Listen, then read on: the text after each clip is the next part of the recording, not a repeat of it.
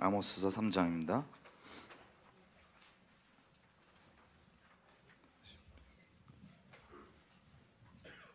아모스서 3장 3절.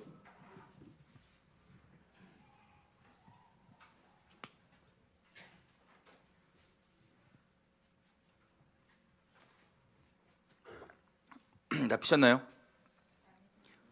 예. 제가 3장 3절 읽을게요. 눈으로 따라와 주십시오. 두 사람이 마음이 하나가 되지 못하고야 어찌 동행하겠으며. 읽을까요? 쭉 읽으시죠. 8절까지 쭉 번갈아 읽을게요.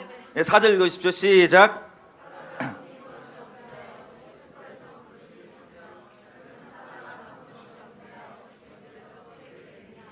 창해를 땅에 베풀지 아니하고야 새가 어찌 거기서 치이겠으며 아무 잡힌 것이 없고야 창해가 어찌 땅에서 튀겠느냐.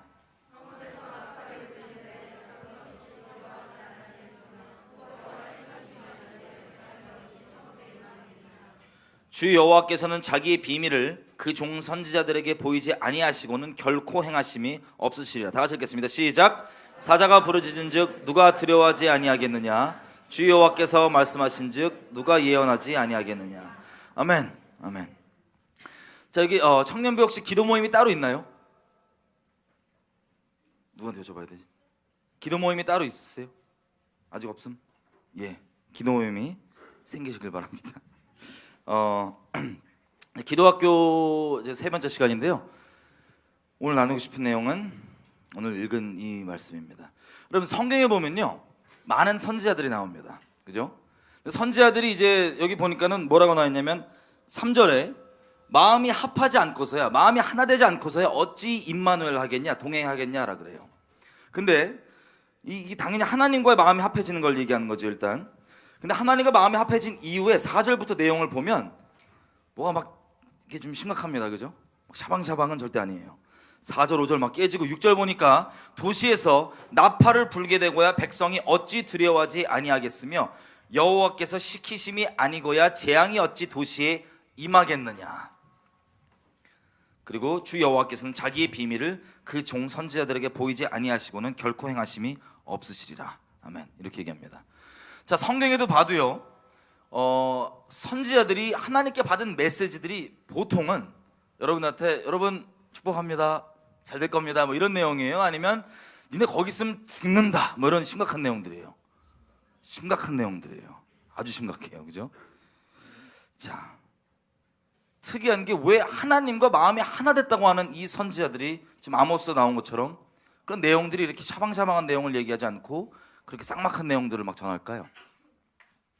답은 간단합니다. 하나님께서는 거룩하신 분이십니다. 거룩하다는 얘기는 죄랑 섞일래야 섞일 수가 없으신 분인 거예요.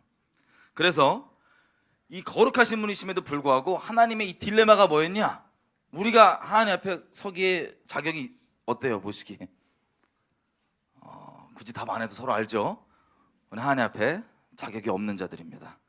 하나님께서 거룩하셔서 죄와 섞일 수가 없지만 죄인인 우리를 너무나도 사랑하시는 거예요. 그래서 다른 선택이 아니라 예수님께서 그 마음을 헤아리시고 자발적으로 아버지 제가 오겠습니다, 이 땅에. 그래서 이 땅에 오셔서 감사하게도 하나님이 그 죄를 향해서 가지고 계신 그 공의의 진노를 자기 인생에 다 쏟아 받으셨고 또 그 공로로 인하여서 우리가 주님 앞에 담대히 나갈 수가 있습니다. 할렐루야. 자, 중요한 것은 이 놀라운 중보적인 역할을 예수님께서 이미 이루어 주셨죠. 예수님은 모든 선지자들의 근본 되시는 분이십니다. 자, 근데 이 부분을 좀 나눠서 볼게요. 오늘 어디까지 나눌 수 있을지 모르겠어요. 자, 중보는 한 편만을 위하지 않는다고 갈라디아서 33장 20절에 얘기합니다. 이게 무슨 뜻이냐? 중보자라고 하는 것은 흔히 우리가 그냥 기도하는 거라고만 생각하는데 하나님과 사람 사이의 중재자입니다. 그래서 어느 한 편만을 위하는 것은 아니라 양편을 위한 역할이 다 따로 있어요. 근데 아마 오늘은 사람과의 관계에서의 역할을 오늘 나누게 될 것 같습니다. 먼저, 자, 그 역할을 굳이 단어로 표현하자면 선지자적인 역할입니다. 보세요. 하나님이요 거룩하신데 우리랑 함께하고 싶지만 우리가 죄인이다 보니까 당장 함께할 수가 없는 거예요. 죄악 가운데 거하는 사람들은 반드시 무엇을 해야지만 하나님 함께할 수 있을까요? 회개입니다. 이제 죄를 돌이켜 떠나는 것, 예수님께서 이미 이루놓으신 그 공로 가운데 참여하는 것. 하나님께서요, 놀랍게도 이 이스라엘 백성들을 보면 이스라엘 백성이 하나님 앞에 죄를 막 지니까 이 죄가 관영돼요. 꽉 차죠. 점점 차면 하나님 이걸 거룩하니까 칠 수밖에 없어요.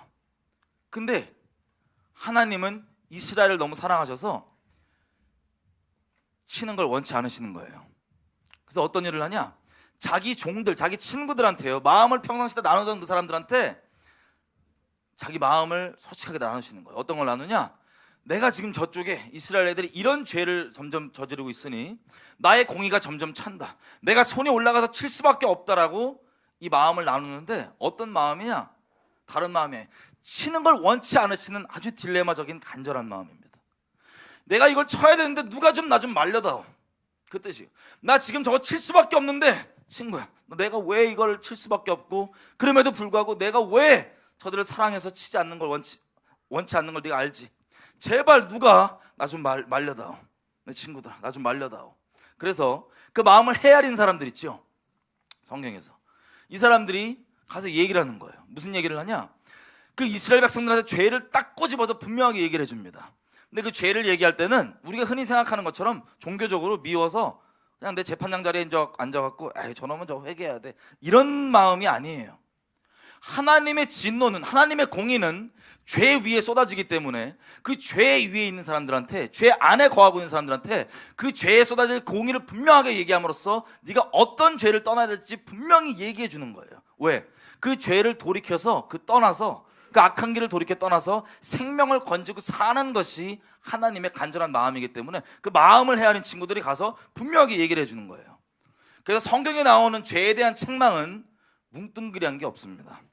아주 분명하고 구체적이고 딱 집어서 얘기합니다. 너희는 목소리를 나팔같이 높여서 야곱의 집에 그 죄를 낱낱이 고하여라. 우리가 흔히 교회 안에서 서로 그냥 하나님의 기준 말고 내 기준상 다르기 때문에 정죄하는 거랑 전혀 다른 거예요. 이해가 되시죠? 하나님의 마음 때문에 나오게 됐던 그런 발언들입니다. 그래서 그 얘기를 들으면 우리 심정이 어떨까요? 예수님께서 보이신 것과 마찬가지예요. 이 히브리서 이렇게 얘기하죠. 하나님의 말씀은 아주 날카로운 양날검 같습니다. 그래서 이 말씀이 딱 전해지면 심령이 찔러 쪼개지고 내 중심이 확 드러나요. 어디 있었는지가. 왜 그걸 드러내시냐면 돌이켜 생명을 얻게 하시려고 그것을 드러내시는 겁니다. 마찬가지로 하나님께서 주신 말씀이라면 그 말씀이 전해질 때, 그 죄가 낱낱이 전해질 때, 아, 정죄하지 마, 그런 말 하지 마 라는 종교적 방어법보다는 심령의 찔림이 먼저 일어나게 돼 있습니다. 왜? 하나님께서 돌이킬 수 있도록 자비를 베푸시는 거예요. 사도행전에도 보면 베드로가 설교할 때 막 3,000명 5,000명 돌아오죠. 그때 다 뭐냐, 설교 내용이 쫙 들으면 본인들이 그렇게 다 동조해서 예수님을 십자가에 못 박았기 때문에 심령의 찔림이 엄청 오는 거예요. 양심이 막 찔리는데, 그러면 우리가 어떻게 해야 되냐 그랬을 때 회개하고 주 예수를 믿으라. 그랬을 때 3,000명 5,000명 뒤집어지는 거예요. 자, 이런 식으로 선지자들이 가지고 있는 이 마음들은 다른 게 아니라 하나님께서 너무도 사랑하시는 그 마음, 거룩하셔서 칠 수밖에 없지만 죄 가운데 거하는 사람들을 사랑하는 그 마음으로 나온 말씀들이었습니다. 그 내용들이었습니다. 레위기서 19장 가볼까요? 저는 성경을 좀 오늘 왔다 갔다 하셔야 되는데, 그냥 여기 띄워주시나요? 편히 하십시오. 레위기서 19장 15절 16절만 읽을게요. 17절만 읽을게요. 죄송합니다. 레위기 19장 17절. 너는 너의 형제를 마음으로 미워하지 말며 이웃을 인하여 죄를 당하지 않도록 그를 반드시 책망하라, 책선하라. 여러분, 이게 이해가 되세요? 마음으로 미워하지 않으면서 책망을 하래요. 다시 말씀드립니다. 우리가 다 이해할 수 없을지라도 성경에서 나온 그 선지자들의 그 책망은 미워서 하는 얘기가 아니고 분명하고 강력하고 구체적이지만 하나님의 그 불같은 사랑 때문에 나오게 되는 내용입니다. 여러분, 여기 제가 알기로는 그 오중 직분을 다 인정하시죠? 그죠, 목사님? 인정하죠. 예? 그 직분 중에 이제 선지자라고 하는 직분이 따로 또 이렇게 명시돼 있어서 좀 부담스러울 수 있는데 도드라진 사람도 있지만 오늘 우리가 확인하고 싶은 건 뭐냐면 선지자라는 그 타이틀 자체가 전혀 부담 안 가져도 되는, 예수 믿는 모든 사람들이면 다 선지자들입니다. 사실은 하나님의 친구들입니다. 하나님이요, 여기 나온 내용을 보면 자기의 종들에게는 그 비밀을 알리지 않고는 행하심이 결코 없다는 얘기가 무슨 뜻이냐? 자, 도시 가운데 그리고 열방 가운데 재앙들이 임하죠. 그 재앙들의 주관자가 하나님이십니까? 아니십니까? 하나님이십니다. 무슨 일이 일어나면, 재앙들이 일어나면 하나님과 모두가 상관이 있는 것일까요? 없는 것일까요? 있는 것입니다.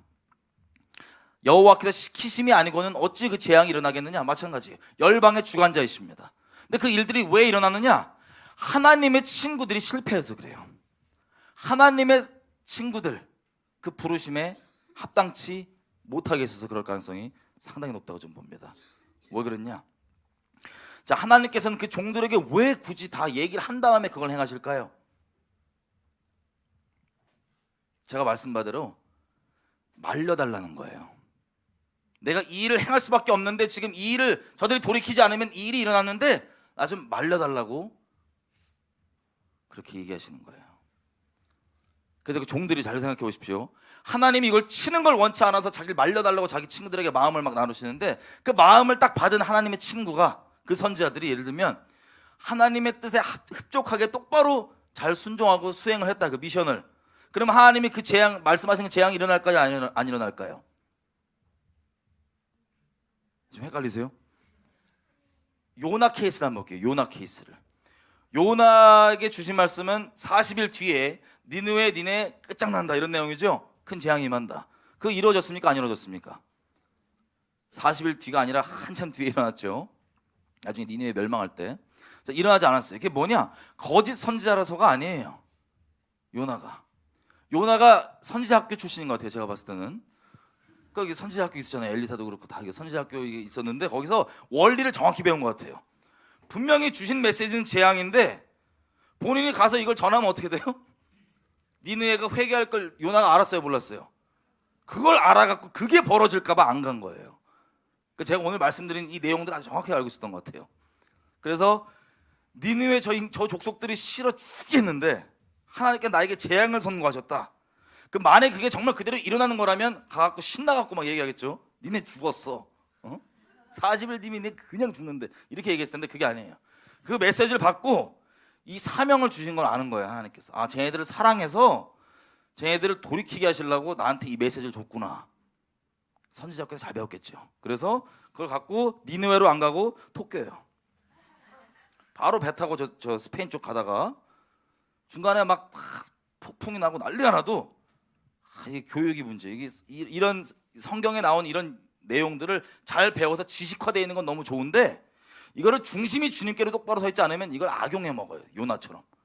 분명히 지도 알아. 지금 배가 막 난리가 나고 폭풍 맞고 하나님 안 믿는 다른 민족들은 막 급해갖고 죽을까 봐 막 이러고 있는데 혼자 자고 있어.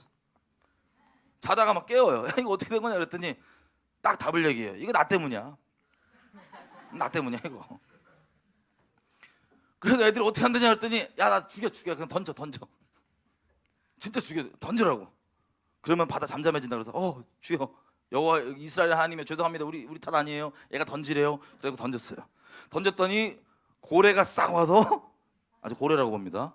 그 큰 물고기가 싹 먹고 딱 가고 잠잠해지니까 이 사람들이 이스라엘 하나님이 진짜 하나님이구나 하고 경배하기 시작합니다. 그건 너무 할렐루야인데 이 요나가 참 생각해 보세요. 그 물고기 뱃속에다 3일 동안 있대요. 그걸 예수님이 어떤 비유로 삼냐면 이 음부에 다녀오시는 그 비유로 삼으니까 얼마나 끔찍한 3일 동안이었겠어요. 그죠? 죽다 살아난 거예요. 그 뱃속에서 죽다 살아나고 회개를 막 하는데 이 인간이 회개도 배운 대로 정말 중심의 회개가 아니고 딱 그렇게 배운 대로만 회개했던 것 같아요. 그래서 막 회개하고 대충 할게요. 그래서 그 고래가 또 배달 딜리버리 서비스 니네 앞에 확 뿌려놔. 그랬더니 내려서 아시죠?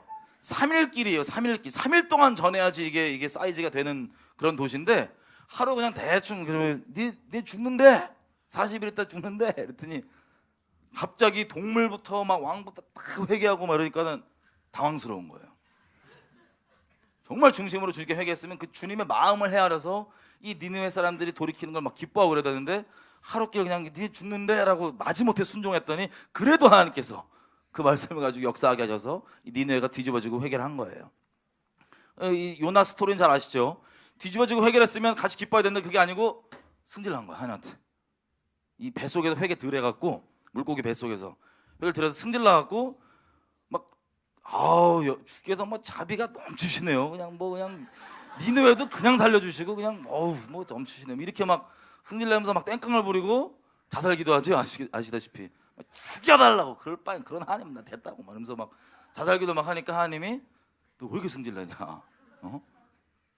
몇 번 씨름하고 그러다가 혹시 또 이 못된 것만 배워갖고 자기가 땡깡 부렸으니까 하나님이 또 재앙을 내릴지 모를까 하는 기대를 갖고 있었는지 안 가고 또 버텨요. 어떻게 하나님께서 니느웨를 살짝 건드려 주실까 해서 버팅에다가 또 이게 햇빛 너무 세니까는 주님이 약간 이게 이 그늘을 쳐주시죠. 그늘 때문에 좋다고 이러고 있다가 그늘을 주님이 벌레를 통해서 먹게 하시니까 그때 또 죽여달라고 막 기도하고 막 그랬던 요나 형님입니다. 그랬는데요. 그러다가 요나서 마지막 절 혹시 보시는 거 기억나세요? 마지막 절 내용이 말 나온 김에 읽어볼게요.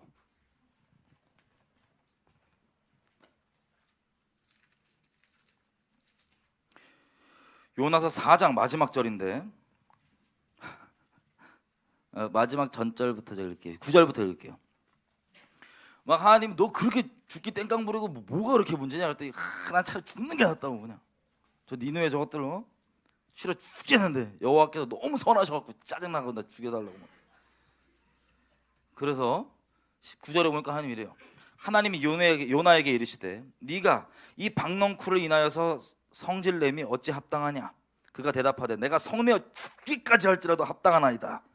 아주 그냥 이 시체 말로 꼬장이 극을 달리고 있죠 지금. 뭐 합당하다고 나 죽어야 된다고. 여호와께서 가라사대 10절입니다. 네가 수고도 아니하였고 배양도 아니하였고 하룻밤에 났다가 하룻밤에 망한 이 박넝쿨을 네가 아꼈거든. 하물며 이 큰 도시 니느웨에는 좌우를 분변치 못하는 자가 12만 명이나 있고 육축도 많이 있나니 내가 그들을 아끼는 게 어찌 합당하지 않겠느냐 라고 요나서가 끝나요. 요나가 상당히 이게 민망했는지 거기까지만 기록 딱. 결과를 보시면요 아시겠지만 실제 니느웨로 이제 선교사로 나가죠. 이 이후에 요나가 거기서 뼈를 묻고 무덤도 거기 있습니다. 자, 이게 선지자 학교 출신의 요나의 마인드였습니다. 여러분 어떤 걸 요나가 갖게 됐어요? 결국에는 하나님께서 정녕 이 영혼들을 어떻게 아끼신지에 대한 그 마음을 알게 됐죠. 그래서 진정한 선지자로 선교사로서 나가서 삶을 다 바칩니다. 여러분 이런 식으로요 성경에 나와 있는 선지자들에게 원래 가졌던 그 마음들은 뭐냐면 예수님이 보였던 그 마음.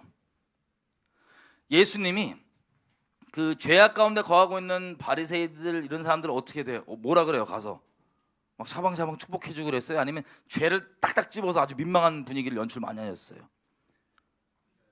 민망한 분위기를 연출을 많이 하셨어요. 죄를 딱딱 집어요. 그러니까 상황과 환경을 다 동원해서 찬스가 되면 딱 죄를 얘기하시는 거예요.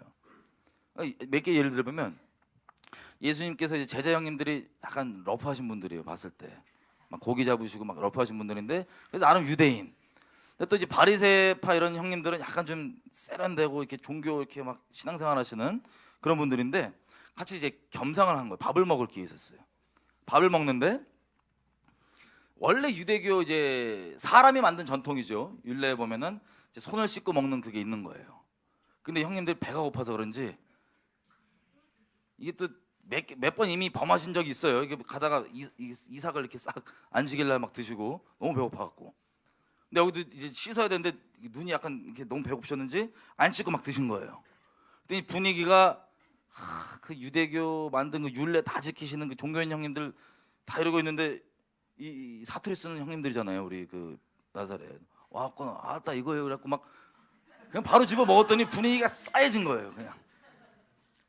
근데 보통 그럼 여러분이 예수님이면 자기가 데리고 다닌 제자들이 약간 분위기 지키고 매너 지켜야 되는 그 자리에서 그걸 허락 먹고 막 맛있다 이러고 있는 거예요. 그러니까 이쪽 분위기는 이제 분위기가 험악해. 속으로 뭐냐면 손을 안 씻네 이거예요. 아니 안 와다시나 보죠. 이게 예를 들면 아주 기독교의 그냥 집안 자체가 몇 대 기독교인 집안들이 다 모였어요. 예를 들면. 근데 이제 막 믿은 이런 애들이 모여갖고 왔는데 식기도 안 하고 홀랑 먹고 있는 거야. 그러면 보통은 정말 보통은 몇 대 있는 분들이 약간 시험 받아요, 안 받아요? 가끔씩 받아요. 이렇게 왜 저걸 안 씻고 막 아니 기도 안 하고 뭐 그런 분위기에 한 100배 험악한 분위기 이렇게 보시면 됩니다. 자, 그래서 이제 워낙 이렇게 분위기가 그러니까는 예수님 쿡 찔러갖고 얘기를 하죠. 저기 예수님 랍비, 니네 애들은 저 손 안 씻고 먹어요? 그랬더니 바로 예수님이 그 기회를 딱 활용하셔서 사람의 입으로 들어가는 게 들어온 게 아니고 네 안에 그 온갖 들어온 게 팍 나와갖고 사람 더럽게 한다고. 이렇게 했더니 분위기가 한층 더 싸해지는 거예요. 오죽하면은 제자들이 쳐다볼 때만 해도 그냥 별로 몰랐는데 그 얘기 끝난 다음에 분위기가 더 심각하니까 나와갖고 주여 저 말이 걸림이 된 줄 알지 못하였나이까. 자, 이런 식으로 예수님께서요 이 서기관과 바리새인들을 잘 아셔야 돼요. 미워하신다기보다는 정말 찝어서 말씀해 주신 이유는 뭐냐, 돌이켜서 생명을 얻을 기회를 주시는 거예요. 어떤 죄를 돌이켜야 되는지, 그 본질이 뭔지, 네가 어디에 거하고 있는데 뭐가 진짜 문제인지 돌이켜 살 수 있도록. 그 대신에 이미, 그러니까 보세요, 자기는 의인이고 죄 없다고 하는 사람들한테 가서 딱 말씀을 딱 전해주니까 양날검처럼 그 중심이 찔러 쪼개졌을까요, 안 쪼개졌을까요? 확 쪼개지죠. 그때 양심대로 반응하면 회개하고 돌이킨 거고요, 양심대로 반응 안 하고 자기의 알량한 종교적 의, 이 아담이 입었던 그 무화과나무 이파리 같은 거 하나 있으면 이걸 가지고 예수님을 대적하기 시작하는 거예요. 왜냐면 같이 서면 자꾸 찔리는데 저걸 어떻게 내가 회개 못 하겠고, 양심 따라서 내가 이게 선한 지도자로 여김받는데, 뭐 그런 갈등이 있었는지 예수님을 점점 대적하는 세력들은 그렇게 생겨나는 거고, 이미 자기가 죄인이라고 알고 있는데 내가 하나님께 나갈 길이 없는데 있는 이런 사람들에게는 예수님께서 가서 정죄하셨어요? 아니면 자비의 말씀을 베풀어 주셨어요? 자비의 말씀을 베풀어 주시는 거예요. 예수님 중심을 보시니까 얘는 자기가 죄인이라고 안 여기는 게 아니고, 알량한 자기 의로 자기 의롭다고 생각하는 게 아니고, 너무 죄인이라서 주님께 못 나온다고 생각하고 있으니까 거기까지 자비의 문을 열어주시는 거예요. 뭐라, 누가 너를 정죄하느냐, 일어나서 다신 죄를 짓지 마라. 자, 이런 식으로 예수님께서 다니신 그것들을 보면 어느 쪽에는 분명하게 죄를 딱 집어서 얘기해 주시고요, 어느 쪽에는 그냥 한없는 자비를 베풀어 주십니다. 십자가 지시기 전에도 보면 이 바리새인들에게 죄를 아주 구체적으로 한 장을 통째로 써갖고 딱딱딱 집어서 얘기해 주세요. 이게 미워서 싫어서가 아니고 그 얘기를 듣고 누구든지 돌이켜서 살 수 있도록 그 자비의 마음으로 기회를 주시는 겁니다. 물론 죄에 대한 그 강렬한 마음으로 분명히 책망하시지만요. 그래서 보십시오, 예수님이 그때 미워한 게 아니라는 거는 십자가에서도 보면 알 수 있어요. 이것들이 와갖고 앞에서 야, 내려와봐 너 지금 내려오면 믿어줄게 이러고 막 까부는데 거기서 어떻게 해요? 분명히 이렇게 거동하실 때는 그 죄를 딱딱딱 책망해 주셨지만 이들을 위해서 기도하죠. 예수님께서 얘들이 뭐 하고 있는지 하나님 알지 못합니다. 불쌍히 여겨주십시오. 이게 그리스도의 마음입니다.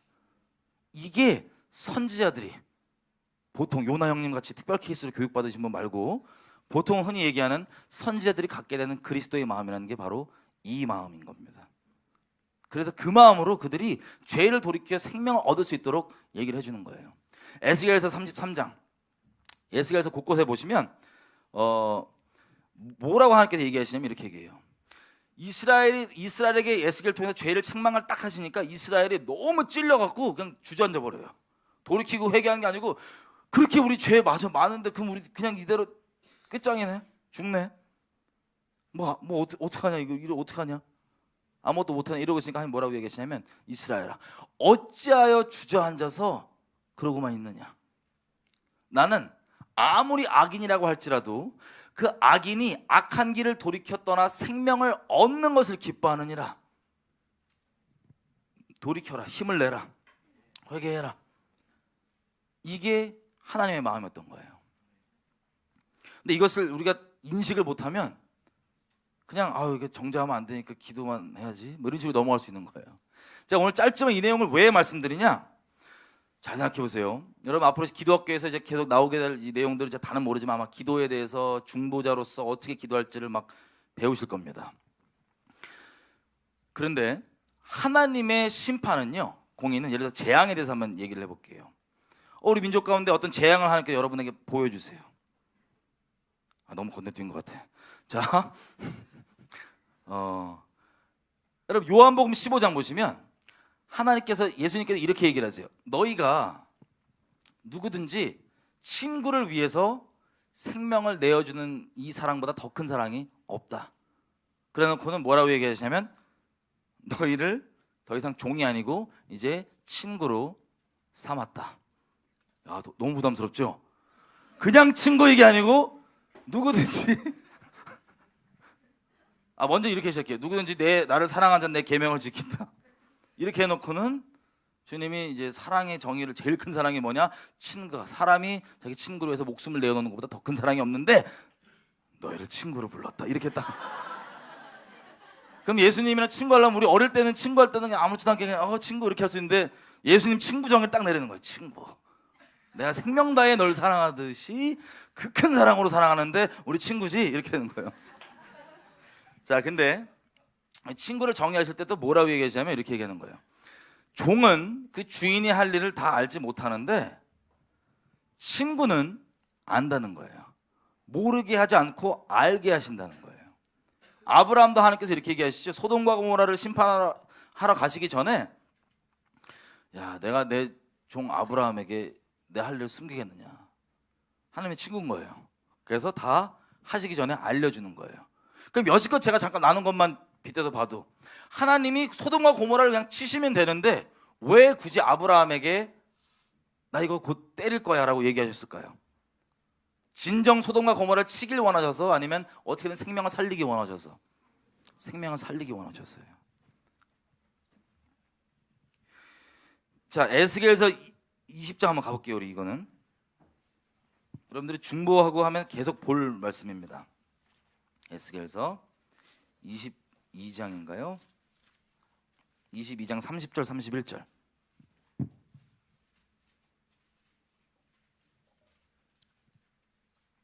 이 22장 30절 31절 다 피셨나요? 제가 읽을게요. 눈으로 따라와 주세요. 하나님이 재앙을 내리시는데 뭐라고 얘기하시냐면 이 땅을 위해서 두 가지가 있습니다. 성을 쌓으며, 그리고 또 하나는 성 무너진 데를 막아서서 나로 멸하지 못하게 한 사람을 내가 그 가운데서 찾다가 얻지 못했기 때문에 내 진노를 그들에게 쏟을 수밖에 없었다라고 얘기를 해요. 자, 여기 보면 하나님이 찾으신 사람이 어떤 사람이에요? 두 종류의 사람이 있어요. 성을 뭐 하는 사람? 쌓는 사람이 있고요. 그 다음에 뭘 막아서는 사람이요? 성 무너진 데를 막아서는 사람. 제가 오늘 얘기하는 내용은 성을 쌓는 쪽 내용입니다. 중보는요, 한 편만을 위한 게 아니에요. 여기에서 하나님이 예를 들어서 한국이다, 아니면 이스라엘, 한국이라 칠게요. 재앙을 내리실 수밖에 없어. 어떤 죄가 관영해서.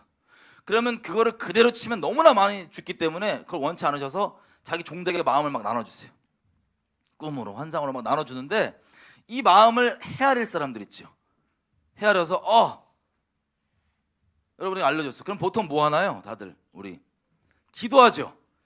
당연히 하는 겁니다. 근데 그 기도하는 부분은요, 뭐라고 얘기하는 거냐? 성 무너진 데를 하나님이 이렇게 사람에게 공의가 쏟아질 걸 대신 막아서는 거예요. 성 무너진 데를 막아서는 거예요. 근데 이것은요, 한쪽짜리 중보입니다. 나머지 반쪽이 없으면 어떻게 되냐?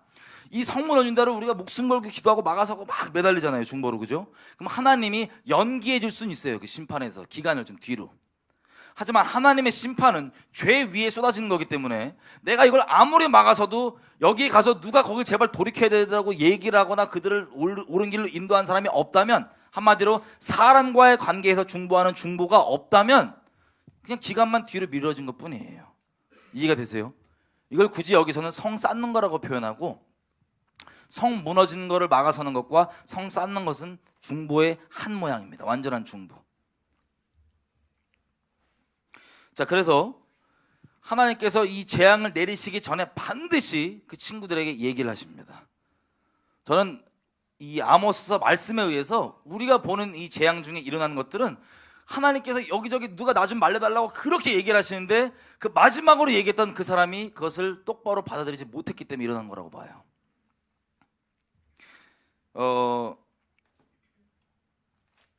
민수기서 한번 가볼게요. 11장.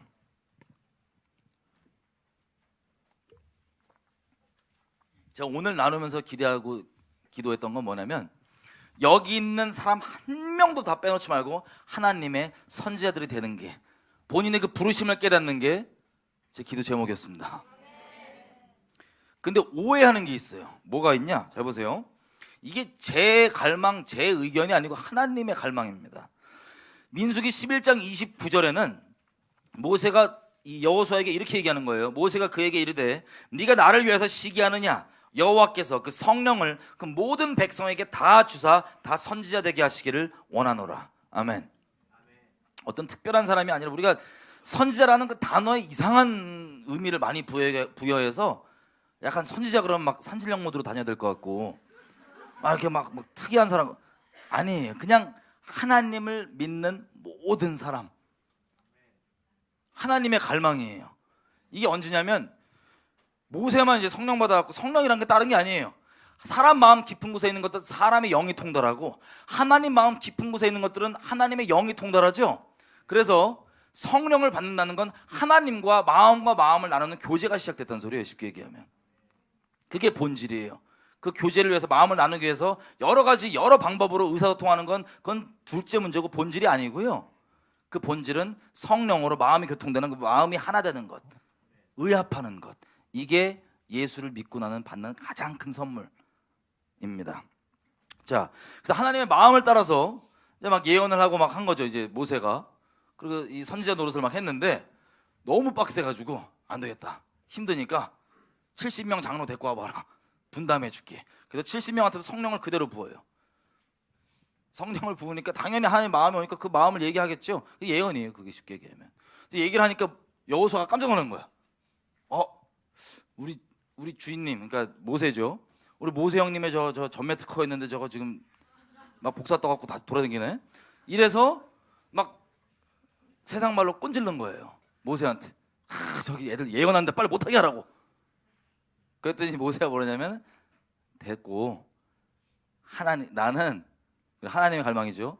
그냥 한두 명이 아니라 다 하나님의 백성 전부 다 선지자 되기를 바라노라.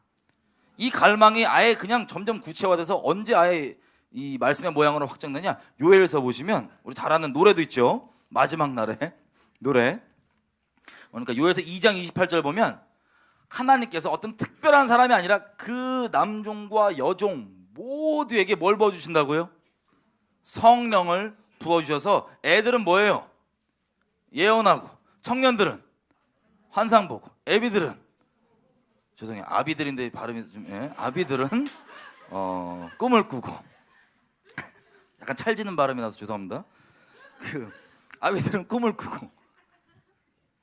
자, 그래서 하나님께서는요 이 세 가지뿐만 아니라 우리랑 마음과 마음을 영원히 나누는 그 알콩달콩 사랑이 우리를 부르신 이유고, 우리가 이 땅에 태어나고 우리가 존재하는 이유잖아요. 아멘이죠? 그걸 어떻게 성령을 통해서 하시는 거예요. 그래서 방법을 하시는데 하나님께서는 지금도 그 마음을 제한 없이 마음껏 나누고 싶어 하세요. 우리 모두에게. 근데 마음 나누시기를 약간 조마조마하시는 게 있더라고요. 하나님께서. 왜 조마조마하냐? 우리가 시트콤을 많이 찍어요.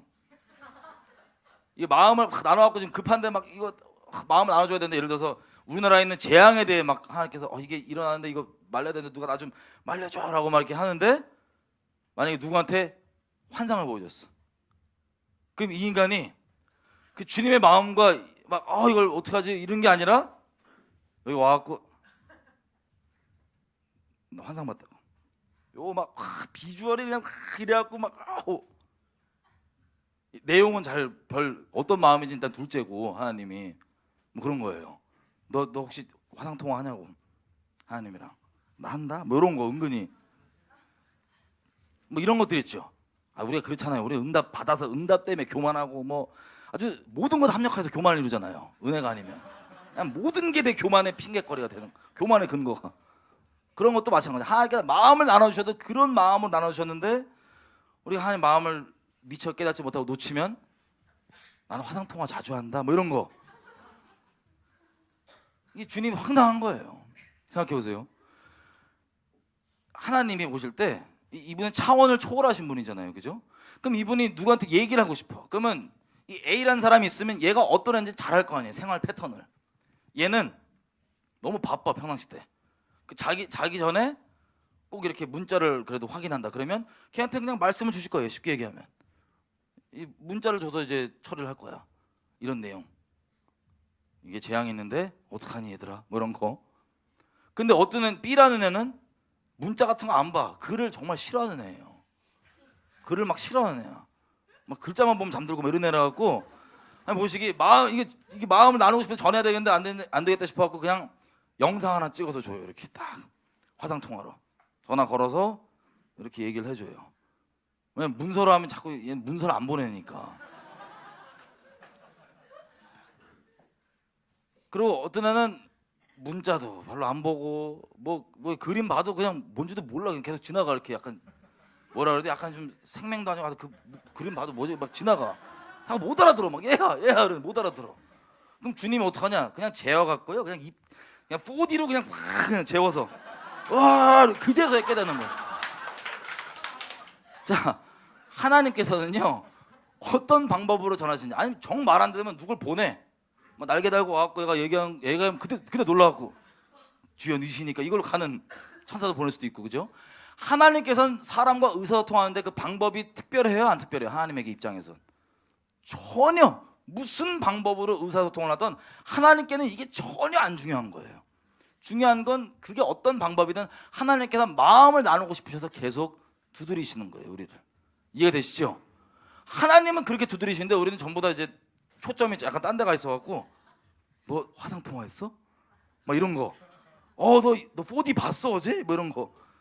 이런 거에 뭔가 관심이 있어서 하나님이 조마조마하시더라고요. 여러분 마태복음 24장에 보면요, 열방의 마지막 때에 대한 내용인데 보면 지진과 기근과 전쟁과 난리와 난리 소문이 계속 난다고 돼 있어요. 제가 몇 년 동안 이제 이 나라 저 나라를 이렇게 기도하면서 같이 집회나 이런 것들로 다니게 되면 어느 나라를 가던 항상 비슷한 패턴을 봅니다. 어떤 걸 보냐? 기본적으로는 하나님의 심판이 선고돼 있어요, 그 지역에. 그럼 그 심판에 대해서 일단 무시가 대부분이고, 그래도 무시 안 한다 그러면 죄송한 얘기입니다만 무시 안 하는 분들 중에서는 또 하나님이 어떤 의도로 그 얘기를 하셨는지 그 마음에 관심 있기보다는 짐 싸자, 방 빼자, 라면 챙겨라 이런 거에 주로 관심 있고, 또 그걸 또 대부분의 교회들은 무시하는데 그래도 받아들인 교회들은 누가 얘기한 거냐, 그분 어떠신 분이야, 화상통화 자제하신 분이냐, 뭐 이런 거. 그 사람을 자꾸 어떤 사람이냐고 막 뒤적거리고 앉아 있는 거예요.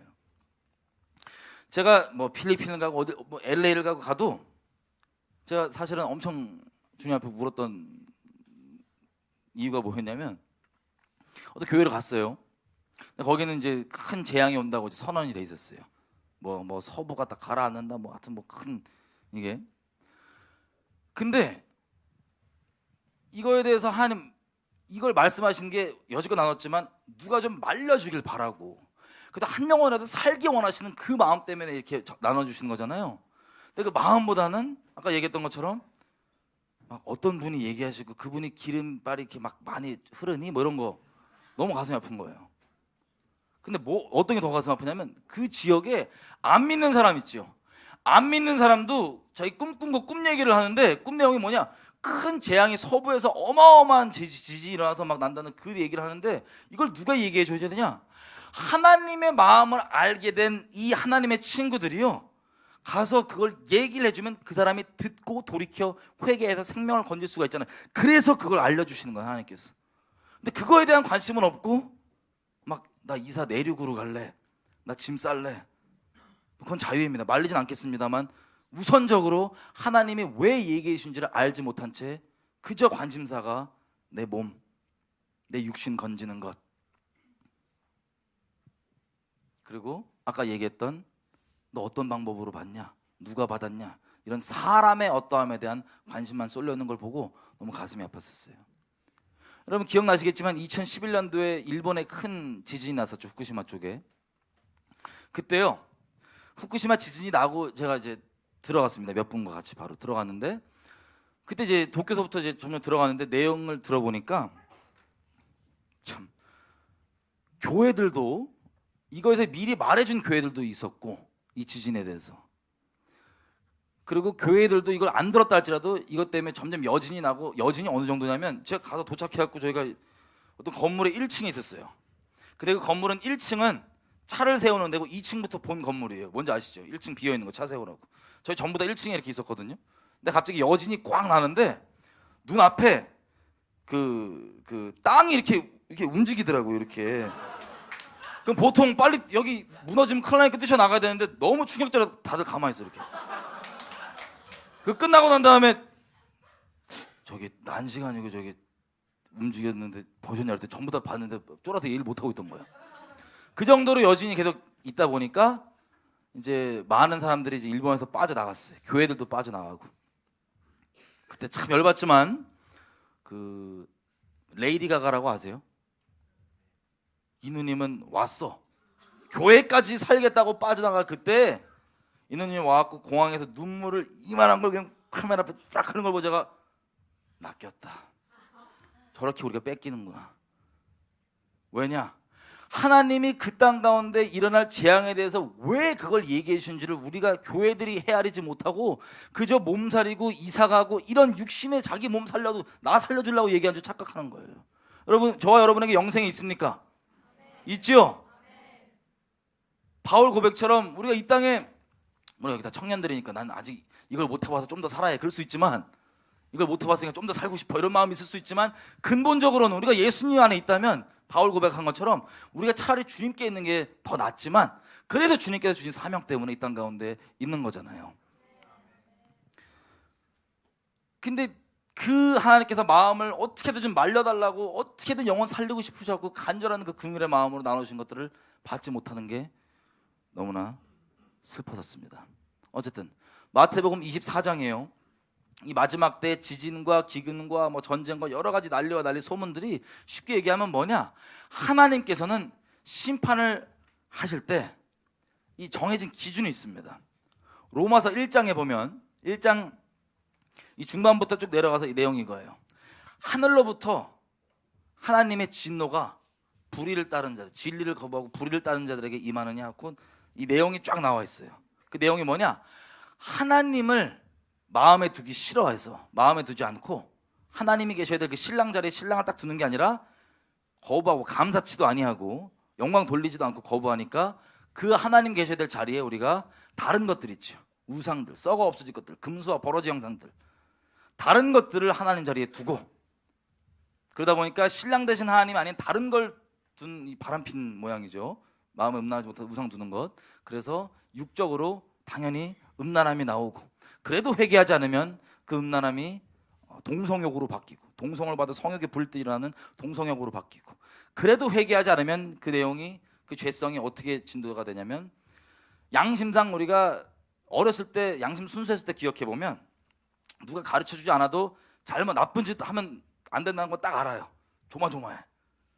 물론 우리가 자라오면서 안 될 것 같다 한번 딱 저질렀는데 아무 일도 없으니까 괜찮네 하고 어둠의 지경을 점점 넓혀갔지만 원래 근본적으로 어렸을 때 누가 안 가르쳐도 이 로마서 3장에 얘기하는 것처럼 율법을 모르는 사람도 그 양심이 그 율법 역할을 해주는 거예요.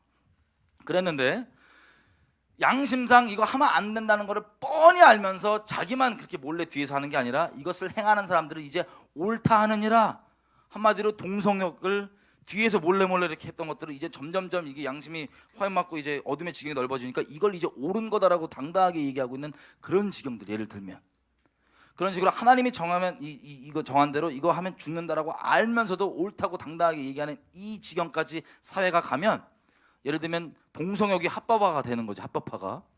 그러면 동성욕을 죄라고 얘기하고 있는 하나님의 말씀이 오히려 불법이 되는 거예요.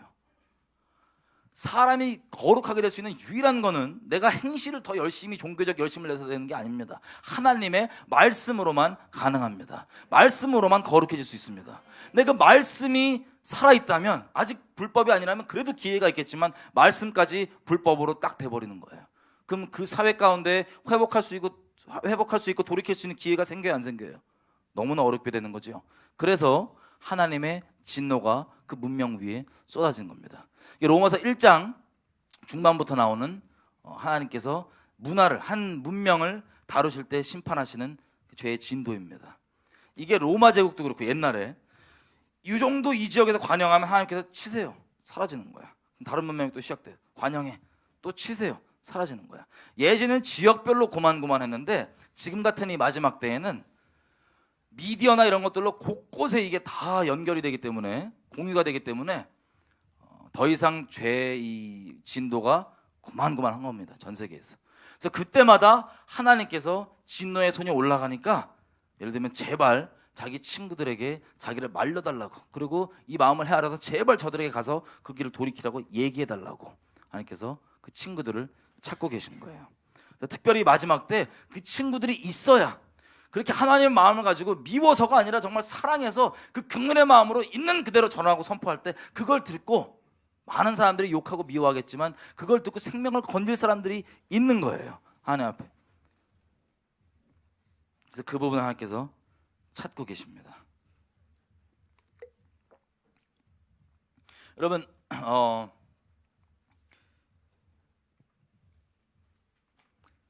아브라함이요, 그 소돔과 고모라를 하나님께 심판하실 때 누구를 위해서 계속 중보했죠? 기억나세요?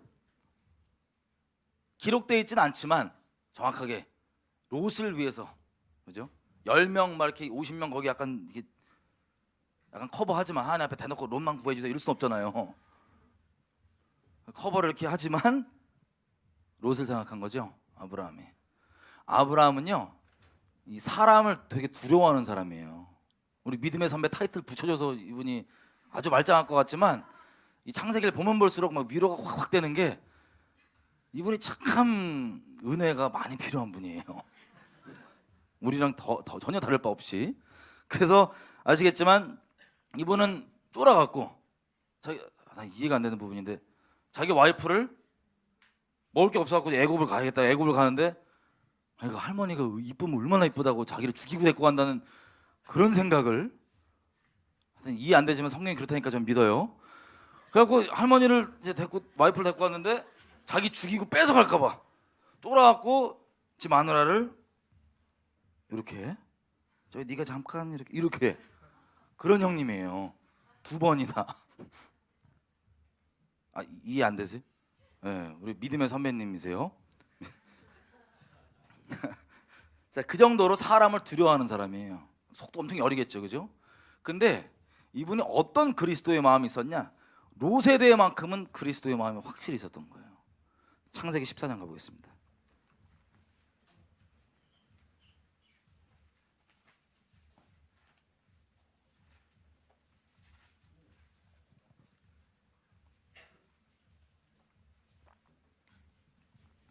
자, 막간에 시간 빨리빨리 넘어가는데 확인하는 건, 여러분들 이제 하나님께서 어떤 모양으로 여러분에게 하나님의 마음을 나눠도 그 나눠주신 방법 때문에는 오버 안 하실 거죠? 막 시트콤 안 찍으실 거죠? 어머 나 4D 봤어 이런 거 안 하실 거죠? 그것만, 그런 오해만 없다면 하나님께서 마음껏 마음과 마음을 나누고 싶어 하시는 거예요, 우리에게 친구로서. 그리고 어떤 특별한 사람만 친구야 이런 분 없으시죠? 그죠? 예수 믿는 모든 사람 다 친구예요. 요한복음 16장 뭐라고까지 얘기했냐? 성령이 임하시면 그가 장래일을 얘기한다고까지 돼 있어요. 그러면 어떤 특별한 성령을 받으신 분만 장래일을 들어요? 아니면 그 시트콤 안 찍을 분들이 주로 들을까요? 예수님 믿는 모든 사람이 다 하나님의 친구고, 하나님께 마음을 나눠주고 싶은 사람이고, 하나님의 마음을 헤아려서 그 모양에 맞게 각자가 순종하고 또 선지자적인 역할을 할 사람들입니다, 주변의 생명들을 위해서. 자, 근데 어떤 마음이 있냐? 이 아브라함을 보면요, 이 창세기 14장 이 내용입니다. 소돔과 고모라 이미 살고 있어요, 롯이. 이놈 자식이 또 재산 좀 늘었다고 막 또 종들끼리 싸우고 그러니까 그냥 나 그럼 나 간다고 막 이래갖고, 아브라함이 그러면 네가 왼쪽 가면 나 우쪽 가고, 네가 오른쪽 가면 내 왼쪽 갈게라고 네가 골라. 그래서 소돔과 고모라로 간 양반이에요. 그럼 삼촌으로서 좀 씁쓸하기도 할 거 아니에요, 그죠? 근데 그런 마음이 아니라 정말 그리스도의 마음이 있었던 것 같아. 왜냐? 사람을 그렇게 두려워하는 아브라함인데 그 소돔과 고모라에서 무슨 일이 일어났냐? 왕들이 연합해갖고 소돔과 고모라를 쳐들어간 거예요. 쳐들어가서 그 소돔과 고모라 주민들을 노예로 삼아갖고 포로로 끌고 가고 있었어요. 이겨갖고 이미. 아브라함은 그냥 살고 있었죠. 근데 그 포로 중에 자 13절에 보면 이렇게 돼 있어요. 그 포로로 같이 있다가 도망한 자가 와서 히브리 사람 아브라함에게 고하니 14절 아브라함이 그 조카에 사로잡혔음을 듣고 집에서 길리우고 연습한 자 318인을 거느리고 그 단까지 쫓아가서 롯을 쳐서 데리고 나오게 돼요. 자, 사람을 두려워하는 아브라함이요, 자기 조카 롯이 잡혀갔다고 딱 그러니까 쉽게 얘기하면 뒤집어진 거예요. 뒤집어져갖고 자기 주변에 족장들 얘기해갖고 야 가자, 가자. 엄청 큰 군대일 거 아니에요. 군대가 지금 몇 왕이 모여서 온 건데 가자. 그래 가갖고 간 거예요. 집에서 길리운 그 종들 318인을 데리고 쳐들어가서 다른 게 아니에요. 폭력적이라서 미워서 싫어서가 아니고 롯을 사랑하는 그 마음 때문에 그 전쟁을 도발하러 가는 거예요. 가서 롯을 데리고 옵니다. 이게 중보적인 그리스도 마음이에요. 자기를 안 돌봐요. 사람 그렇게 두려워하냐 말이야. 자기 죽을 수도 있잖아, 그죠? 자기 와이프까지도 애딸 이렇게 바치시는 분인데 조카 사로잡혔다니까 이렇게 하고 가자, 데리고 온 거야. 그렇게 하나님께서 맞살을 해놓으신 부분이 있는 거예요. 마음에다가 롯에 대해서 그리스도 마음을 주신 게 있는 거예요. 그 마음 때문에 사람과의 관계에선 이런 모양의 중보가 나왔지만 이 마음 때문에 하나님께서 소돔과 고모라를 치신다 그러니까 계속 막아서는 거예요. 이해되세요? 좀 더 구체적으로 이 출애굽기가 볼게요. 이거 보고 저희가 기도하면 될 것 같습니다. 출애굽기 30장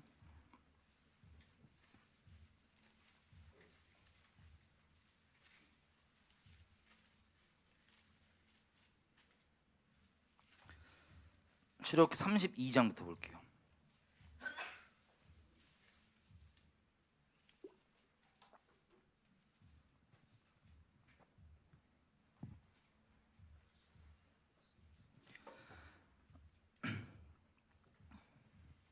여러분 그 출애굽기 32장 보기 전에요, 바알에게 무릎 꿇지 않은 7천 기억나시죠? 바알에게 무릎 꿇지 않은 7천. 여러분 이 바알에게 무릎 꿇지 않은 7천이 정확히 선지자적인 역할이 부재할 때 어떤 열매가 나오는지를 볼 수 있는 게 바알에게 무릎 꿇지 않은 7천입니다. 전 처음에는요 단순히 바알에게 무릎 꿇지 않은 7천이 되게 좋은 숫자인 줄만 알았어요. 나쁜 숫자는 아니죠, 그죠? 우리가 알아야 될 게 뭐냐? 이스라엘 백성 중에 7천 명뿐만 아니라 모두가 바알에게 무릎 꿇지 않았어야 돼요, 일단. 근데 그 중에서 그때 이제 이세벨이라고 하는 아합 왕의 여왕이죠, 와이프죠. 마누라가 미쳐갖고 작정하고 이스라엘을 파멸하려고 들어온 편이다 보니까 선지자들은 다 죽여버렸어요. 똑바로 말하고 하나님의 음성 통로된다 그러면 다 죽여버렸어요. 그래갖고 쫄아서 그때 왜 하나님의 음성 그대로 선포하면 죽으니까, 그래서 골방에서 이건 아닌 건 분명히 내가 아니까 동조 못하겠고 대놓고는 뭐하라 그러면 얘기 안 하고 가만히 있어. 이렇게 아닌 건 아니야. 근데 집에서는 기도도 하고 다 해요. 근데 대놓고 얘기 못하는 바알에게 무릎 꿇지 않은 7천이 있었던 거예요. 다 타협하고 다 넘어가고 우상에게 7천이 남았던 거예요. 아예 없는 것보다 너무 좋은 숫자지만 보세요. 아까도 계속 말씀드렸던 것처럼 그 죄악 가운데 있는 것들을 분명하게 얘기하고, 이 7천이 그 선제적인 역할을 했다고 생각해 보세요. 죽어나가도 거기 있으면 안 된다, 돌이켜야 된다, 뭐 피해도 있고 물론 뭐 별의별 취급 다 당했겠지만 그래도 그게 있었으면 우리는 역사가 좀 달라졌을 수도 있어요. 성경에서 보는. 왜 그랬냐? 흔히 우리가 얘기할 때 하나님께서 재앙을 얘기하시면 숫자 노름을 한다고 생각하는데 절대 그건 아닙니다. 다시 말씀드리지만 숫자가 아니고 하나님의 심판은 죄 위에 쏟아지는 하나님의 공의예요. 그 죄가 문제인 겁니다. 숫자 둘째치고. 그래서 이 예레미야서에 보면, 에스겔서에 보면 둘 다 이 남유다가 망할 때의 내용이죠. 이 남유다가 전쟁을 겪고 이 바벨론에 포로로 끌려갈 그때 어땠을까요? 선지자 노릇하는 사람들 있었을까요, 없었을까요? 예레미야, 에스겔, 그죠? 그 외에는 없었을까요? 몇 명 있긴 있었어요. 근데 중요한 건 뭘 말씀드리려고 하냐, 그때 에스겔서 9장 보면 하나님이 심판을 하실 때 천사들을 딱 불러갖고 이렇게 하십니다. 천사들이 다 사륙하는 기계를 딱 들고 있어요. 이제 심판의 이제 통로들이에요. 근데 그 중에 한 천사에게 뭐라고 얘기하냐면, 너는 지금 두루 다니면서 이 상황, 이 상태, 이 꼴을 보고 통곡하고 울고 있는 애들이 있다. 걔네들 이마에 인을 쳐라. 그리고 얘네 빼놓고는 내 집에서부터 다 애들이건 늙은이건 처리해라. 이게 하나님께서 에스겔에게 하신 말씀이에요. 그러면 질문입니다. 골방에서 이 상태를 정확히 알고 그리고 안타까워하고 기도하는 사람들이 있었어요, 없었어요? 그때 있었어요. 10명 넘었을까요? 저는 훨씬 넘었다고 생각해요. 근데 그들이 심판을 막지 못했습니다. 그 마지막 심판에 하나님께서 예레미야서 5장 1절에 보면요, 너 이 심판이 임하니까 기도해라 라고 얘기하지 않았어요. 놀랍게도 뭐라고 얘기하냐, 5장 1절, 네가 넓은 거리로 한번 나가봐라. 거기서 정말 공의를 행하고 정의를 그리고 진리를 추구하는 애를 네가 한 명이라도 정말 제대로 찾으면 내가 용서해 줄게, 이 도시를. 왜 그럴까요? 기도하는 사람은 에스겔서 9장에 본 것처럼 골방에서 많이 있었어요. 그들이 심판을 막지는 못합니다. 미룰 수는 있겠죠, 쉽게 얘기하면. 왜? 하나님의 진노는 죄 위에 쏟아지는 건데 기도로 막아서고 그렇게 가다가 마지막으로 바벨론까지 간 거예요. 지금 뒤로 밀려서. 그럼 이것과 동시에 어떤 게 필요했냐? 선지자 역할을 할 사람들이 가서 아닌 거를 그냥 혼자만 알고 있는 게 아니고 분명하게 얘기를 해주고 공개적으로 사람과 사이에서 그들이 그 죄악에 돌이킬 수 있도록 그 사랑의 마음으로, 온유한 심정으로 그들을 돌이키려고 했다면, 그래서 그렇게 성공했다면, 다른 성경의 내용이 좀 바뀌었을 수도 있어요. 그 이스라엘 역사에 관해서. 이해가 되세요? 무슨 말씀 드렸는지. 바알에게 무릎 꿇지 않는 7천이 가슴 아픈 숫자더라고요. 그들이 결국 북이스라엘이 심판받는 걸 막지 못했고요, 남유다가 심판받는 걸 막지 못했습니다. 저도 대한민국에서요, 수많은 사람들이 골방에 기도하고 있다고 저는 생각합니다. 그리고 10명, 수만 명 있다고 생각합니다. 감사하게도. 근데 마찬가지로 제가 오늘 나누는 이 성벽을 쌓는 것, 선제적인 역할이 부재하다면 우리도 똑같이 이스라엘 백성 남유다 때 그랬거든요. 아니, 성전에 여호와 이름 달려있고 수많은 제사장이 있고 수많은 선지자들이 있고 다 있는데 우리가 설마 무슨 일 나겠냐? 그리고 주변에 기도하는 사람 이렇게 내가 아는 사람도 많은데 무슨 일 나겠냐? 납니다. 하나님의 공의는 죄 위에 쏟아지기 때문에. 그래서 제가 이 내용을 나누는 거예요. 여러분들이 제발 그 선지자적인 역할을 이 사회 가운데, 이 시대 가운데 감당해 주시기를 부탁하는 마음으로. 그리고 이 아까 얘기했던 요 하나님께서 의사소통하시는 방법에 오해만 없으면 마음껏 오늘 당장부터, 오늘 밤부터 교제하실 거예요. 어떤 걸 바라시는지에 대해서.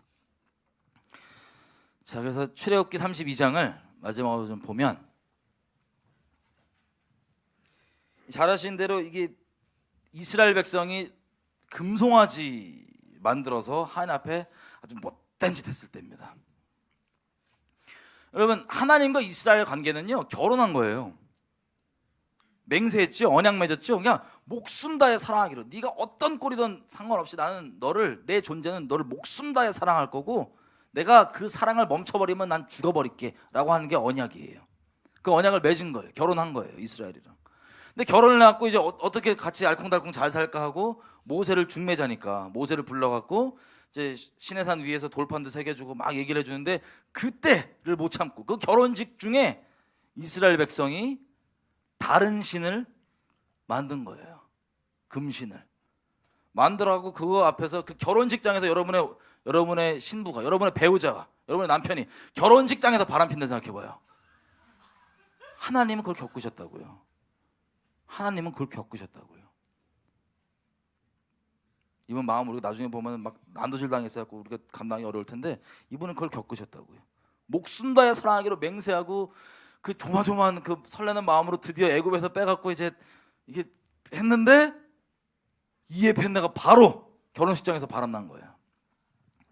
그래서 이 질투하시는 하나님이십니다. 이분이 그 상상이 잘 안 되시죠, 그죠?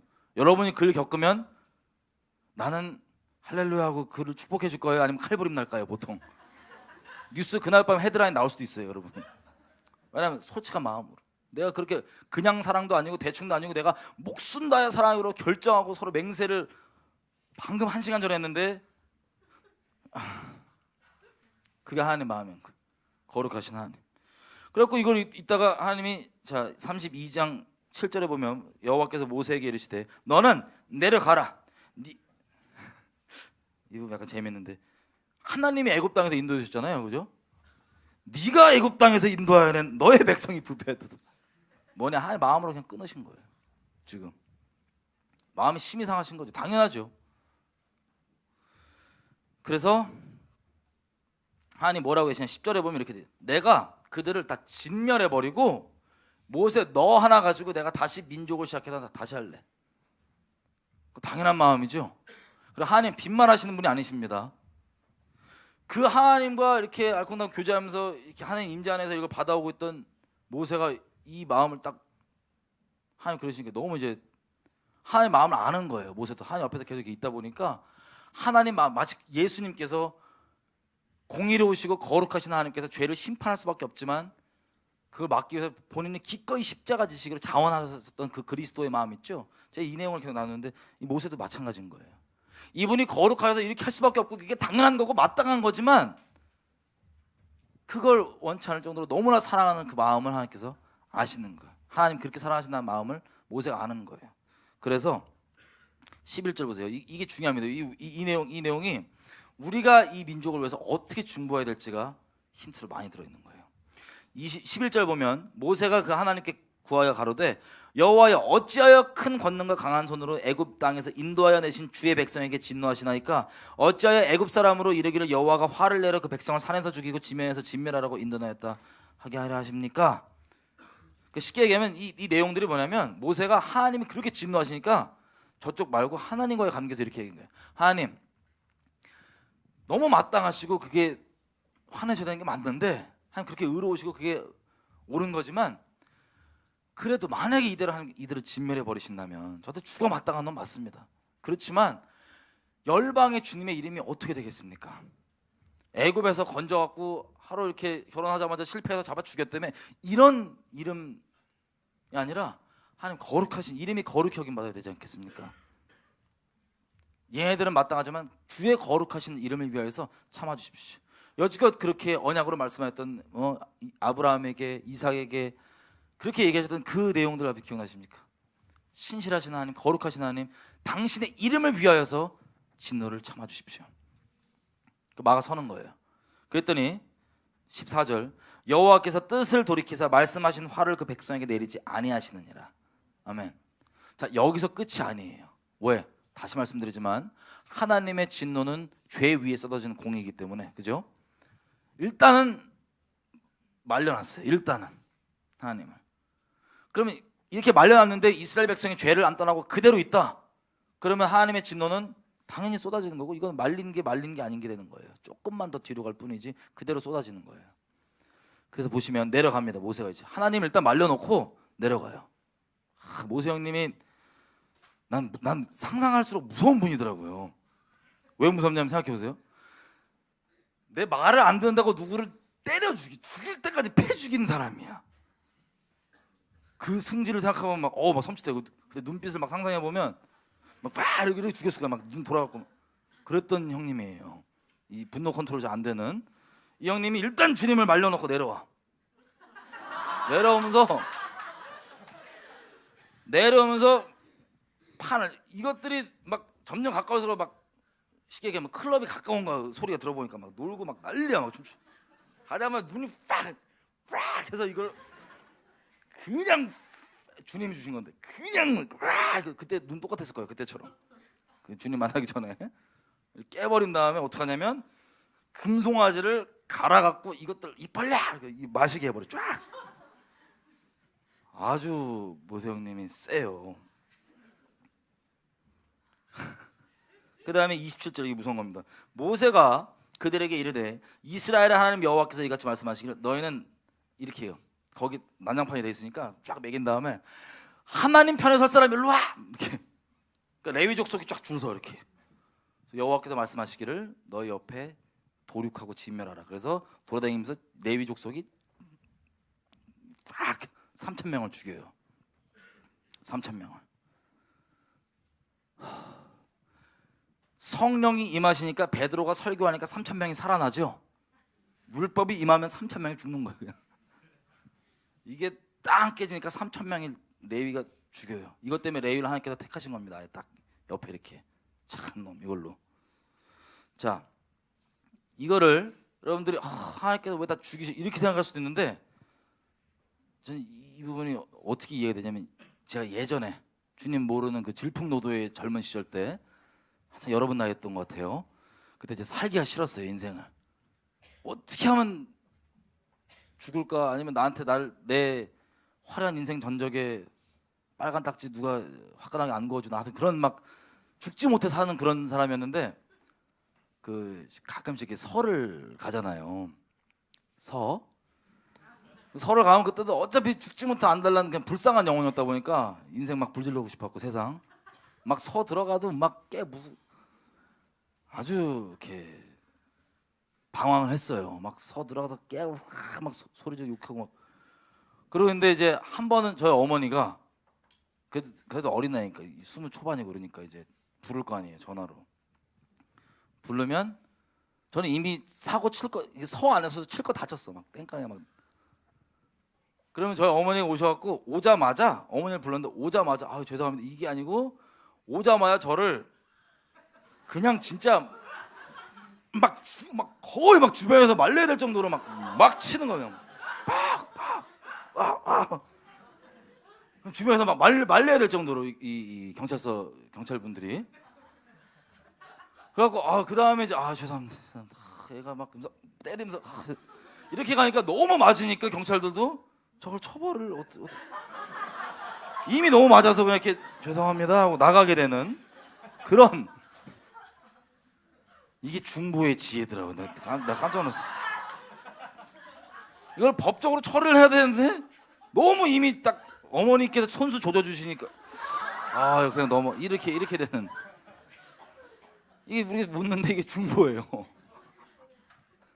그래서 하나님의 그 크신 진노가 있는데 일단 이 주동자 여러분들 이렇게 레위를 통해서 3천 명을 딱 처리를 하고 그 다음에 30절부터 다시 하나님께 나아가요. 왔다 갔다 계속해. 모세가 중재자로서 하나님 쪽으로 사람 쪽으로 한 편만을 위한 게 아니고 왔다 갔다를 계속해요. 하나님께 가서 보세요. 이튿날 30절 이튿날 모세가 백성에게 이르되 너희가 큰 죄를 범하였도다. 내가 이제 여호와께로 올라가노니 너희의 죄를 속할까 하노라 하고 여호와께로 다시 나아가 여짜오되 슬프도소이다. 이 백성이 자기들을 위하여 금신을 만들어 싸우니 큰 죄를 범하였나이다. 그러니까 그렇게 완전 수습을 해놓고는 하나님 앞에 가서는 진짜 마음이 그러니까요. 너무 슬프니까 하나님 마음 헤아려지니까 너무 죄송하다고, 너무 마음 아프다고, 너무 슬프다고, 이 진짜 잘못했다고, 너무나 큰 죄라고 하나님. 32절 그러나 합의하시면 이제 그들의 죄를 사하시옵소서. 그렇지 않으면 안 싸우면 원컨대 주의 그 생명의 책 그 기록하신 책에서 내 이름을 지워버려 주십시오. 여러분 저는 지금 뭐 내용상 웃으면서 우리가 얘기하지만 이게 예수님의 마음이에요. 이게 십자가를 지신 이 마음 때문에 십자가를 지신 거예요. 자기가 죽겠다 이거예요. 대신 전에 이 그리스도의 마음이 있어야지만 중보가 가능합니다. 누가 주의 마음을 알아서 주를 가르치겠느냐? 그러나 우리가 그리스도의 마음을 가졌느니라. 이게 무슨 뜻이냐? 이 중보의 마음을 얘기하는 거예요. 누가 하나님의 마음을 헤아려갖고 하나님 이렇게 하는 게 어때요? 저렇게 하는 게 어때요? 누가 그러겠냐고요. 중보자들, 하나님의 진짜 친구들만 가능한 겁니다. 그들을 성경에서는 또 다르게 표현할 때 하나님과 열방을 다스리는 자들이죠. 장차 주님 오셔서도 그렇고.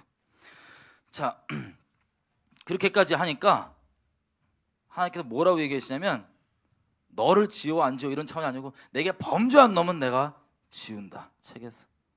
그럼 그렇게까지 하니까 하나님이 그냥 전염병 하나 또 탁 풀고 이제 있으신 거예요. 그래서 뭐라고 얘기하시냐면 이제 이렇게 얘기하는 거예요. 그래 그러면 이 중보가 이게 끝이 아닙니다. 한 번 된다고. 그러면 사람과 똑같아요. 하나님도 마음이 이 성정이 있으신 분이시잖아요. 이렇게 얘기해요. 그러면 알았다. 그 대신에 내가 이걸로 진노 이건 나 끝내는데 그 약속의 땅이라고 하는데 나 안 가. 니네끼리 가. 내가 다 잡아주고 다 미리 보내갖고 앞에 문 열어주고 청소해 줄 텐데 니네끼리 가. 나 안 가. 라 그래요. 그랬더니 이스라엘 백성도 이 얘기를 듣고 막 울어요. 막 단장품 다 제하고. 33장입니다 4절. 백성이 이 황송한 말씀을 듣고 슬퍼하여 한 사람도 그 몸을 단장치 아니하니라. 왜 단장품을, 그리고 모세도 막 이래. 야, 그 단장품 다 제해라. 왜 제하냐? 혹시 굳이 설명하면 이런 마음이에요. 우리 여성분들이 정말 사랑하는 남자친구랑 헤어졌어. 헤어져갖고 방금 남자친구가 헤어지자 그리고 뭐 커피숍에서 아니면 길거리에서 우리 헤어져. 그리고 이제 안돼 잡다가 이게 간 거야 이놈 이 자식이.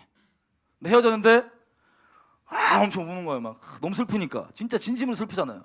우는데 거울 꺼내갖고 아이랑 번졌어.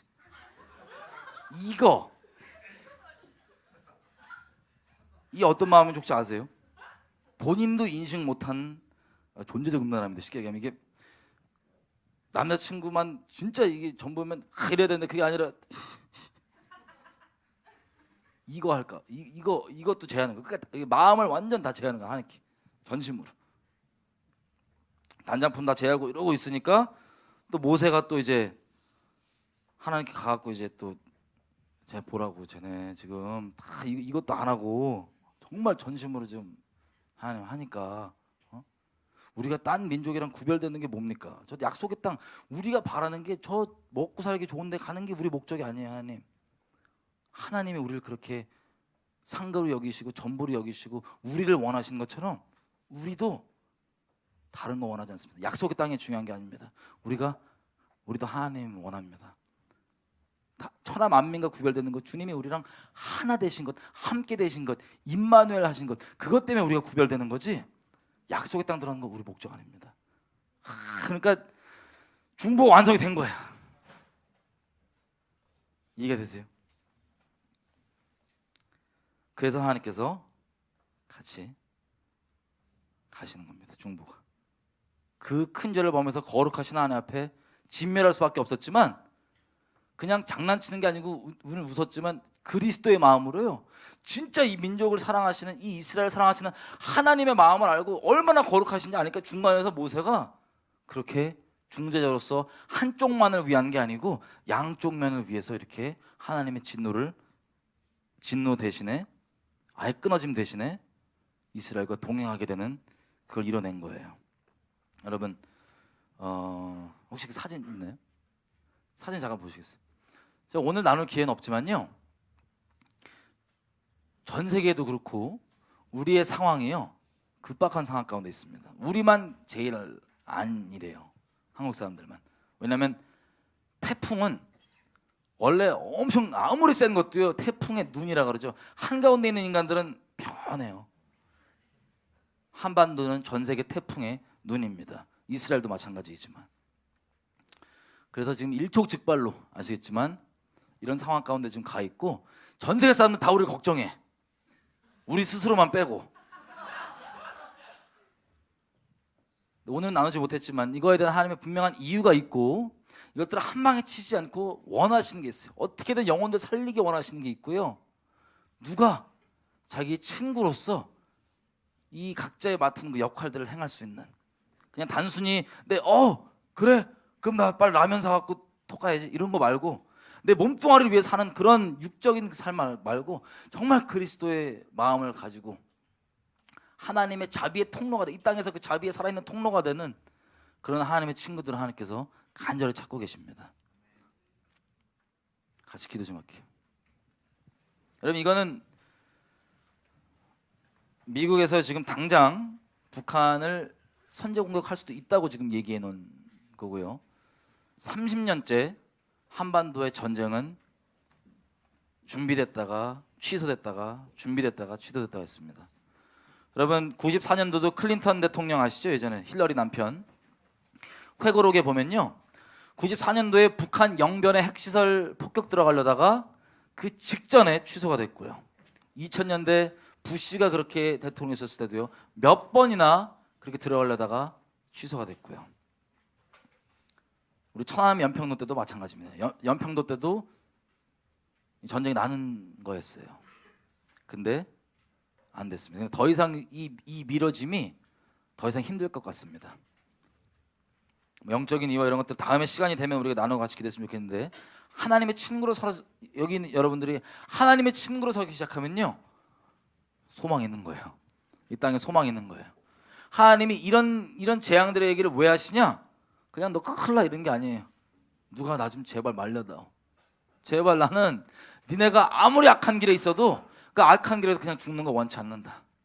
돌이켜 생명을 얻는 걸 내가 기뻐하기 때문에 누가 내 마음을 헤아려서, 우리 여지껏 얘기했던 그 시트콤 찍지 말고 다른 거 내 육신을 위해서 그렇게 하지 말고 하나님 마음을 헤아리는 그 친구들이 하나님 앞에 목숨 걸고 막아서는 것도 막아서는 거지만 기도로 그 하나님께서 명하신 것들을 기꺼이 순종하면서 성을 쌓기까지 하는 그런 완전한 중보자들, 한쪽만을 위한 중보가 아닌 완전한 중보자들을 지금도 찾고 계십니다.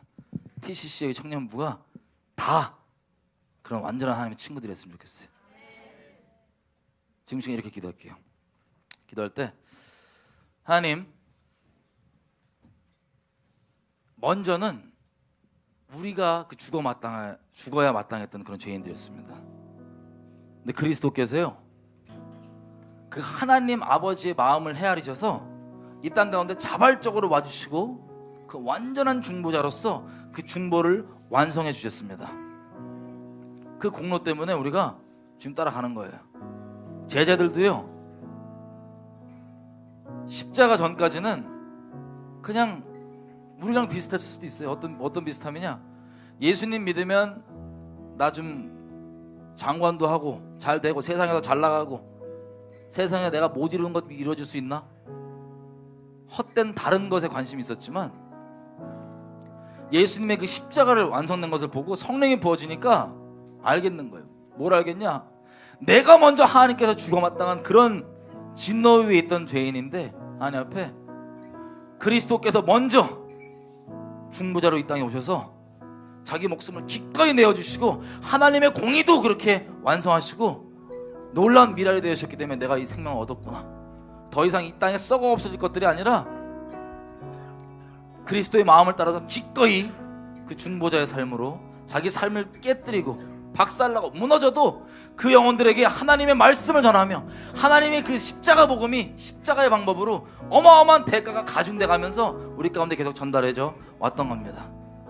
이 마지막 때 주님 오신다고 하는 이 마지막 때 이렇게 기도하십시다. 하나님, 나도 그 그리스도의 마음 주십시오. 하나님, 내가 헛된 것 바랬던 거 더 이상 바라지 않겠습니다. 내가 그리스도의 마음을 주셔서 주님 마음 시원케 하는 자로 이 땅 가운데 하나님 마지막 자비의 통로로 하나님의 그 진노가 쏟아지는 것이 아니라 아버지의 그 놀라운 생명이 부어진 통로로 나를 사용하십시오. 주님의 친구로 내가 서기 원합니다. 나를 붙잡으십시오. 나의 비록 죄인이지만 예수의 자격 의지하고 나아갑니다. 주여 말씀 기도하시겠습니다. 주여!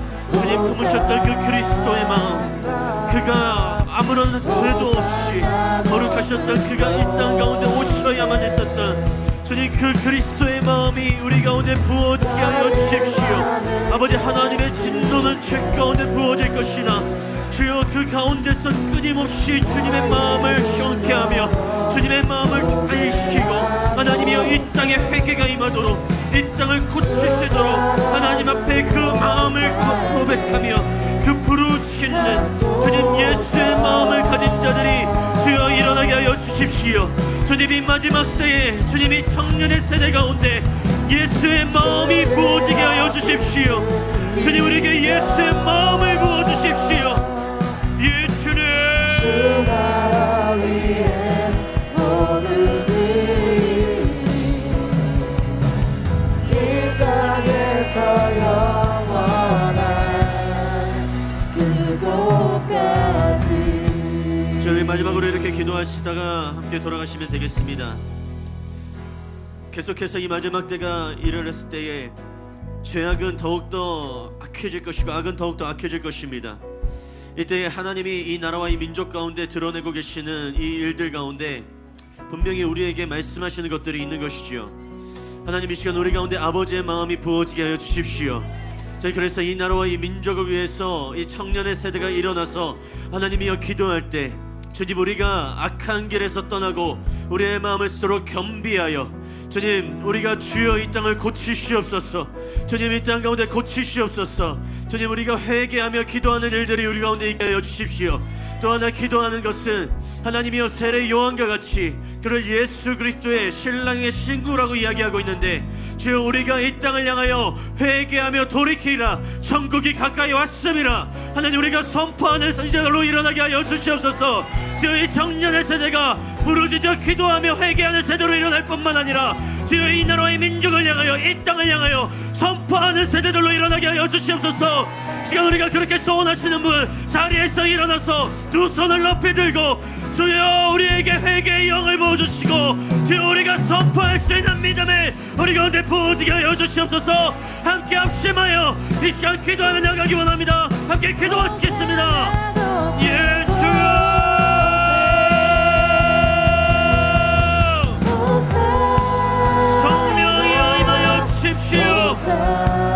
너희가 악한 길에서 돌이켜 서로 너의 마음을 겸비하며 내가 하늘에서 듣고 이 땅을 고치리라 하신 주님, 주여 이 청년의 세대가 중보자의 자리에 서게 하여 주십시오.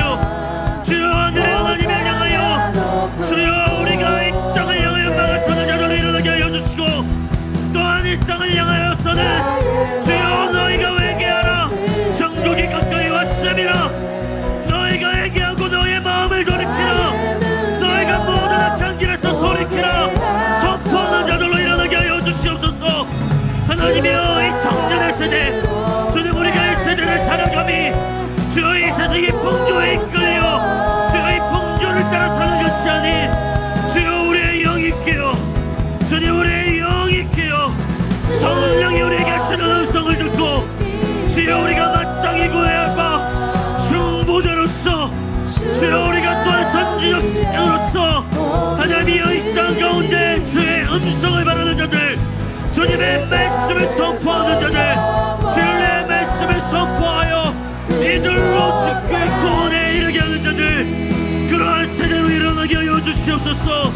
성령이여 이 청년의 세대 가운데 중보자의 영을 부어주시고 하스꾼의 영을 부어주시며 주여 선지적 영을 부어주사 하나님이 마지막 때에 주님이 이 나라의 민족을 향하여 하시는 주님의 말씀을 듣게 하여 주십시오.